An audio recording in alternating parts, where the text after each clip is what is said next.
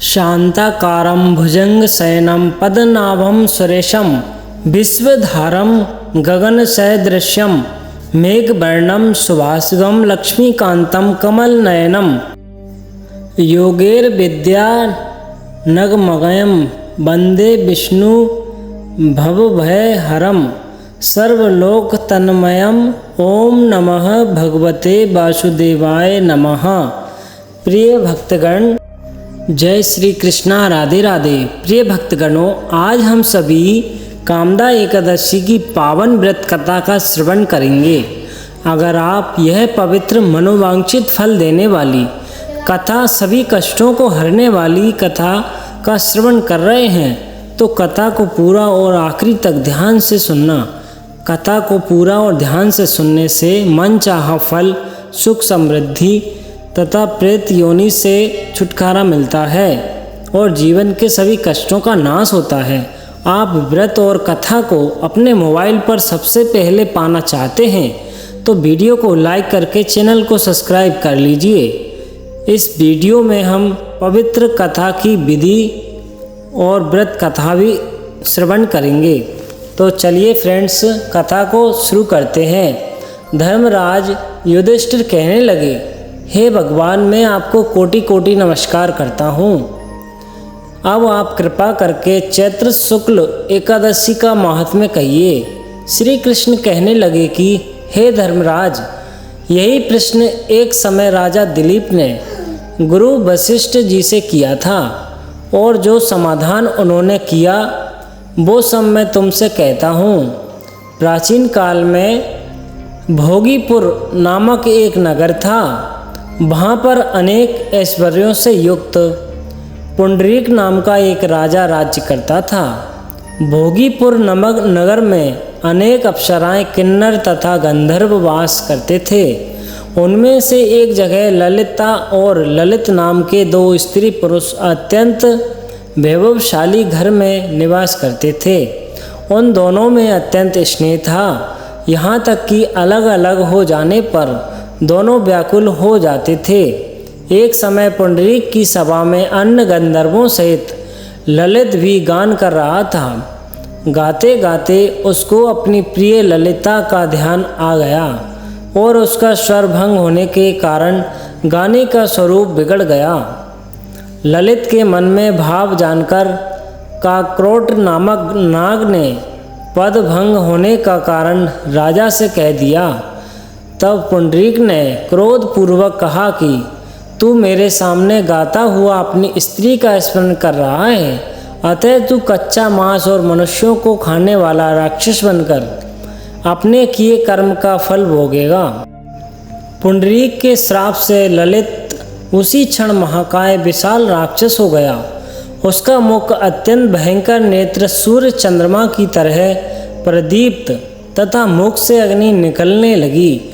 उसकी नाक पर्वत की कंदरा के समान विशाल हो गई और गर्दन पर्वत के समान लगने लगी। सिर के बाल पर्वतों पर खड़े वृक्षों के समान लगने लगे तथा भुजाएं अत्यंत लंबी हो गई। कुल मिलाकर उसका शरीर 8 योजन के विस्तार में हो गया। इस प्रकार राक्षस होकर वह अनेक प्रकार के दुख भोगने लगा। जब उसकी प्रियतमा ललिता को यह वृत्तांत मालूम हुआ तो उसे अत्यंत खेद हुआ और वह अपने पति के उद्धार के लिए यत्न सोचने लगी। वह राक्षस अनेक प्रकार के घोर दुख सहता हुआ घने वनों में रहने लगा। उसकी स्त्री उसके पीछे पीछे जाती और विलाप करती रहती। एक बार ललिता अपने पति के पीछे घूमती घूमती विंध्याचल पर्वत पर पहुंच गई, जहाँ पर श्रृंगी ऋषि का आश्रम था। ललिता शीघ्र ही श्रृंगी ऋषि के आश्रम में गई और वहाँ जाकर विनीत भाव से प्रार्थना करने लगी। उसे देखकर श्रृंगी ऋषि बोले कि हे सुभगे, तुम कौन हो और यहाँ किस लिए आई हो? ललिता बोली कि हे मुनि, मेरा नाम ललिता है। मेरा पति राजा पुंडरीक के श्राप से विशालकाय राक्षस हो गया है। इसका मुझको महान दुख है। उसके उद्धार का कोई उपाय बतलाइए। श्रृंगी ऋषि बोले, हे गंधर्व कन्या, अब चैत्र शुक्ल एकादशी आने वाली है, जिसका नाम कामदा एकादशी है। इसका व्रत करने से मनुष्य के सब कर्म सिद्ध होते हैं। यदि तू कामदा एकादशी का व्रत कर उसके पुण्य का फल अपने पति को दे दे तो वह शीघ्र ही राक्षस योनि से मुक्त हो जाएगा और राजा का श्राप भी अवश्यमेव शांत हो जाएगा। मुनि के ऐसे वचन सुनकर ललिता ने चैत्र शुक्ल एकादशी आने पर उसका व्रत किया और द्वादशी को ब्राह्मणों के सामने अपने व्रत का फल अपने पति को देती हुई भगवान से इस प्रकार प्रार्थना करने लगी, हे प्रभु, मैंने जो यह व्रत किया है इसका फल मेरे पति को प्राप्त हो जाए, जिससे वह राक्षस योनि से मुक्त हो जाए। एकादशी का फल देते ही उसका पति राक्षस योनि से मुक्त होकर अपने पुराने स्वरूप को प्राप्त हुआ। फिर अनेक सुंदर वस्त्राभूषणों से युक्त होकर ललिता के साथ विहार करने लगा। उसके पश्चात वे दोनों विमान में बैठकर स्वर्गलोक को चले गए।